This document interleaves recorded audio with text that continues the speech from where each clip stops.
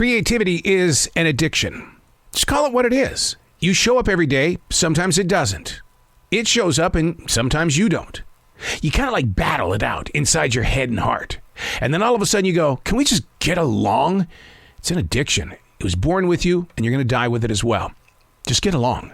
Unplugged because we will always say yes to creativity. Totally uncut because we all make mistakes. So turn it into a tool. This is Arroe Unplugged. Have you ever been caught in one of those situations where you want to respond, but you don't? And it's not because you fear what you're going to say. It's just that you don't trust what you're going to say. You put yourself in a situation or a conversation, and it's like someone says, ba ba ba ba ba ba, and you've got to continue it.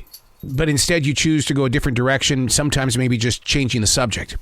One of the lessons that I do every single day, it's exercising the creative mind, the power of stream thinking, allowing yourself to trust the moment of now. What I do, it's one page, 10 minutes to write. That's it. Just 10 minutes.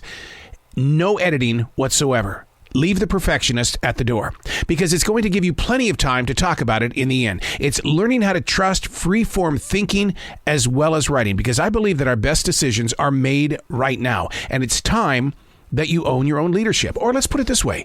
It's time that you own your own personality. The power of now. This is Stream Thinking. Today we're reading from July 23rd, 2022. And on that particular day, I asked the question, will there ever come a day when having COVID-19 isn't what we brag about? I mean, people wear it like a badge of courage. Yeah, I had it. Went down for 10 days. I hope and pray to never say something like that again. Well, here's why it's so personal to me, because I lost my mother to COVID-19, and my brother and sister are still deeply affected by the brutal attack on their own personal bodies. But I have a coworker that just won't stop talking about her dealings with COVID-19 and how much money she lost because she was gone for 10 days. Well, here's the really interesting part is that she made it up a couple of nights ago because she went down to the casino and won a buttload of money. So the question is, in this moment of now, which happens to be September of 2022, we've all been dealing with this since March of 2020. How are we going to deal with COVID in the years ahead? Because in reality, it has abused our mind, body, and soul. We've traveled a very short road that continues to wind up this unclear mountain. The sky is just as foggy as 2020 was. Only our ambitions and ego agree to see what they believe to be the light at the end of the tunnel.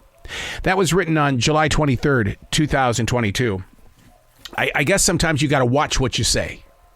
And the reason why July 23rd, 2022, in 11 days is when I got COVID-19, and so did my wife, and we went through it because it's almost like a seed was planted. I was questioning somebody who was wearing it as a badge, and then what happened? It came back and bit me in the ass is what it did. So it's one of those things that Native Americans talk about all the time. If you're going to practice black magic, the number one rule is you have to experience what you're sending out. And I think that's one of these situations here, is that I was questioning the coworker, and I happened to be mentioning my mother as well as my brother and sister, and 11 days later, I got COVID-19. When you plant something, be it good or bad, you're going to have to experience it to know how they received it. They always say that you have to go through some really super dark times to enjoy the better times, the victories in life, because you know where you once were. I studied something the other day, mindfulness versus moodiness. You have that pictured in your mind? Mindfulness versus moodiness. Mindfulness is right now, the presence of right now. You are in control of what is now. Moodiness is an evaluation. In other words, you're comparing your right now to a different time, which creates moodiness. Whether you're a good mood, bad mood, you're all over the place. You're always comparing your present place of now to something else, and your mind goes, well, crap. Something to think about. What you plant has to be received from you first. You have to experience it so that when you evaluate your black magic, you went through it first. How are they reacting to it? I'm Arroe, and that's Stream Thinking.